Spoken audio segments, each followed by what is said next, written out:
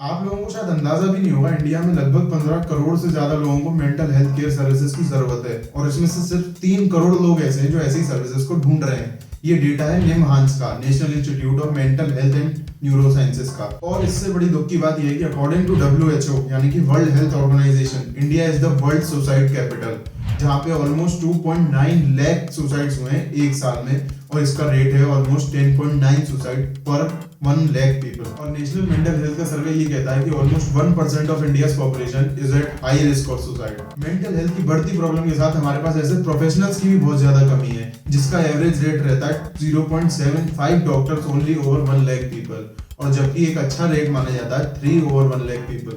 और बल्कि foreign countries में यानी वेस्टर्न कंट्रीज जैसे कि जर्मनी वगैरह में ये लगभग 13 ओवर 1 लाख पीपल है। और मेंटल हेल्थ इश्यूज की वजह से सिर्फ एक इंसान की हेल्थ सफर नहीं करती बल्कि वर्ल्ड इकोनॉमी भी सफर करती है, क्योंकि अक्सर मेंटल हेल्थ इश्यूज के कारण लोगों की प्रोडक्टिविटी कम हो जाती है, जिसकी वजह से ये एस्टिमेट लगाया गया है कि 2012 से लेकर 2030 तक वर्ल्ड इकोनॉमी को 1.03 ट्रिलियन यूएस डॉलर्स का नुकसान होगा। ये बड़े दुख की बात है कि इंडिया में इस समय मेंटल हेल्थ की कंडीशन बहुत ज्यादा खराब है और कोविड के बाद तो ये बहुत ज्यादा ही खराब हो गई, क्योंकि कोविड में किसी ने अपनी जॉब खोई, किसी ने लड़ाई झगड़े करे, किसी ने अपना परिवार खोया, किसी ने पता नहीं क्या क्या दर्द देखने पड़े हैं कोविड में लोगों को।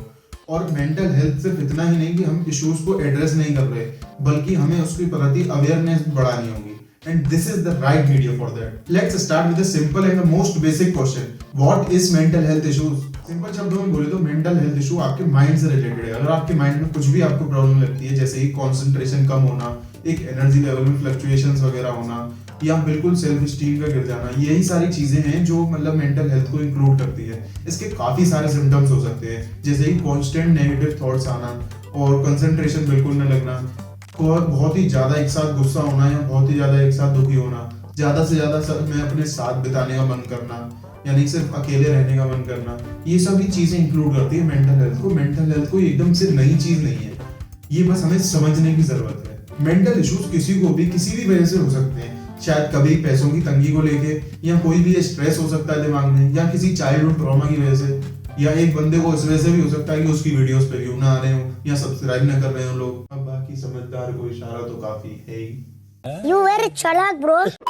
मेंटल हेल्थ इश्यूज के बढ़ने के कारण ये है कि अक्सर लोग मानने को ही तैयार नहीं होते कि ये किस चिड़िया का नाम है। मतलब मेंटल हेल्थ में क्या पागल हूँ, ऐसे स्टीरियोटाइप्स बहुत ज्यादा घूमते हैं, जिसकी वजह से लोग इलाज कराने को ही तैयार नहीं होते। और अक्सर लोग अगर तैयार भी हो जाते हैं इलाज कराने को, तो सफिशिएंट प्रोफेशनल्स यानी कि साइकियाट्रिस्ट वगैरह हमारे पास अच्छी मात्रा में नहीं है, जिसकी वजह से ये इश्यूज और बढ़ते जाते हैं। और अक्सर ऐसे इश्यूज को लेकर लोग ऐसे ही सोचते हैं कि ये तो सिर्फ पैसों की कमी की वजह से ही हो सकता है और किसी की लाइफ में क्या ही टेंशन होगी। लेकिन अक्सर कुछ लोग अपनी अच्छाइयों के तले ही दबते जाते हैं।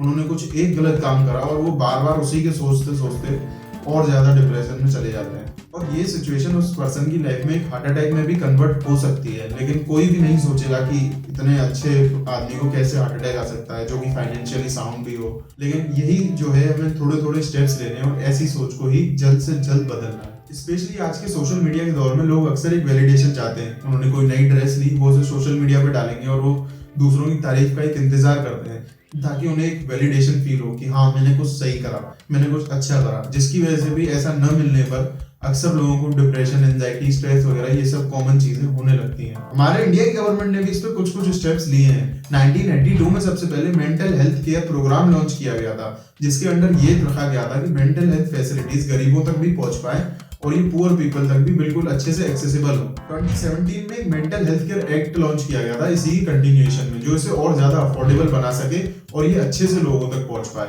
2020 में सरकार ने 24/7 मेंटल हेल्थ केयर हेल्पलाइन भी लॉन्च की थी, किरण हेल्पलाइन, जिसका नंबर है 1800-519-0019। हालांकि मैंने मिलाया था तो this number does not exist आ रहा था, बाकी आप देख लो। हेल्थ मिनिस्ट्री के बजट में से सिर्फ 1% ही खर्च किया जाता है मेंटल हेल्थ इश्यूज के ऊपर, और ओवरऑल बजट में से सिर्फ 0.05% ही इस इश्यूज पे खर्च किया जाता है।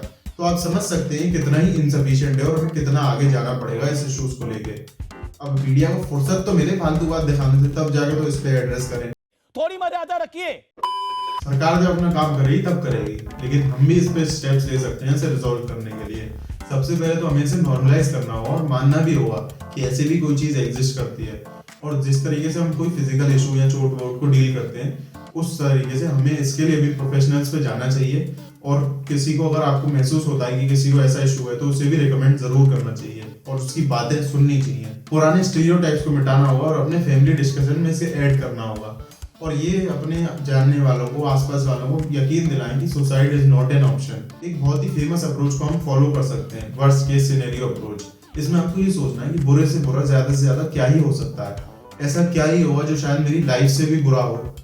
इस चीज को आपको दिमाग में रखना है और ये बिल्कुल ध्यान रखना है कि suicide is not an option. हर एक इंडिविजुअल की जान उसके लिए और उसके परिवार वालों के लिए बहुत ज्यादा जरूरी है, तो कोई भी ऐसा कदम ना उठाए और किसी न किसी से बातचीत करें, अपने दिल की बात बाहर निकालें। और हाँ, ये भी ध्यान रखें, हमारा भी तो एक सब्सक्राइबर कम हो सकता है ना।